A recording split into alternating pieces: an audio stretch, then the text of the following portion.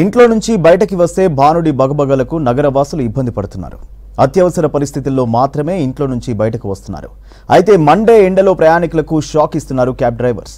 ఇక నుంచి క్యాబ్ ఎక్కితే నో ఏసీ అంటూ క్యాంపెయిన్ బోర్డ్స్ పెడుతున్నారు. ఇంతకీ ఈ బోర్డులు పెట్టడానికి కారణం ఏంటి? Watch the story.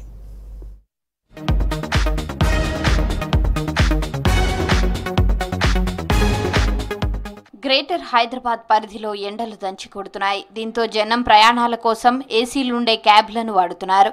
సిటీలో ఎయిర్పోర్ట్, రైల్వే స్టేషన్లు, వేరే ఎక్కడికి వెళ్లాలన్నా చాలా మంది ఊబర్, ఓలా, ర్యాపిడో సంస్థలు తక్కువ ధరకే ఏసీ ప్రయాణాలు అందిస్తుండటంతో వాటిలోనే ట్రావెల్ కు ఇంట్రెస్ట్ చూపిస్తున్నారు. హ్యాపీగా ఏసీలో ప్రయాణం చేస్తున్న ప్యాసింజర్లకు ఓ సమస్య వచ్చి పడింది. క్యాబ్ బుక్ చేసుకున్న తర్వాత తీరా అది వచ్చాక అందులో కూర్చుంటే ఏసీ ఆన్ చేయడం లేదు క్యాబ్ డ్రైవర్లు. ప్రయాణికులు ఏసీ ఆన్ చేయమంటే టిప్ లేదా అదనపు ఛార్జీలు ఇస్తేనే చేస్తామని చెబుతున్నారు.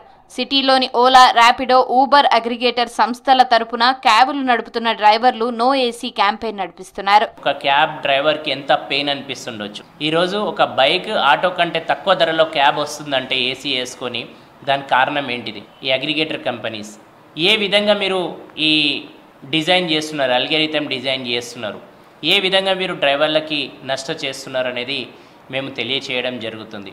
ఈ నో ఏసీ క్యాంపెయినింగ్లో ముఖ్యంగా మాకు ధరలు పెరగాలి, ఇతర రాష్ట్రాల వాహనాలు రానియొద్దు, పర్మిషన్ లేని వాహనాలు అనేది ట్రాన్స్పోర్ట్ డిపార్ట్మెంట్లు, అలాగే ఈ అగ్రిగేటర్ కంపెనీ ఓలా, ఊబర్, ర్యాపిడోతో మేము కోరుతున్నాం. క్యాబ్ డ్రైవర్లు ఇలా చేయడం పట్ల ప్రయాణికులు సైతం అసహనం వ్యక్తం చేస్తున్నారు. ఇప్పటికే పీక్ అవర్స్, ఇతర ఛార్జీల పేరుతో కొన్నిసార్లు తక్కువ దూరానికి కూడా అధిక ఛార్జీలను వసూలు చేస్తున్నామని చెబుతున్నారు. ఇప్పుడు ఏసీ సేవల పేరుతో అదనంగా ఎలా చెల్లిస్తామని ప్రశ్నిస్తున్నారు.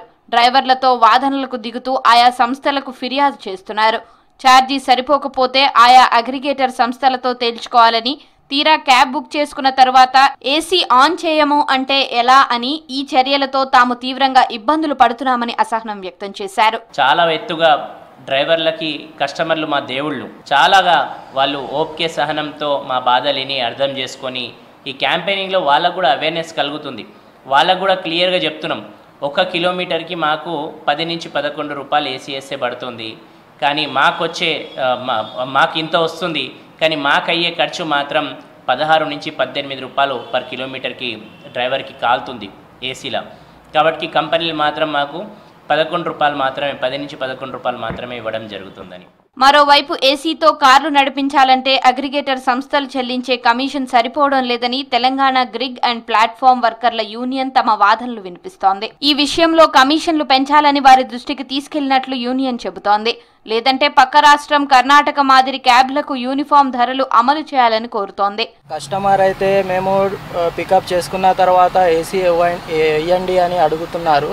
అయితే మేము ఇది నో ఏసీ క్యాంపెయిన్ లెటర్ పెట్టాము. ఇక్కడ వాళ్ళు చూసి అడుగుతుర్రు ఇది దేని గురించి పెట్టారు అంటే నో ఏసీ క్యాంపెయినింగ్ మేము చేస్తున్నాము, ఇది మాకు రేటింగ్ ఇస్తలేరు ఓలా, ఊబర్, ర్యాపిడో వాళ్ళు, మేము ఇది నో ఏసీ క్యాంపెయినింగ్ చేస్తున్నాము, మాకు పర్ కిలోమీటర్కి 10 to 11 రూపీస్ ఇస్తున్నారు, మేము అడుగుతున్నాము వాళ్ళకు పర్ కిలోమీటర్కి 16 to 18 రూపీస్ ఇవ్వాలని అడుగుతున్నాము. ఈ ఓలా, ఊబర్, ర్యాపిడో వీళ్ళు అందరూ కలిసి మా రక్తాలు తాగుతున్నారు.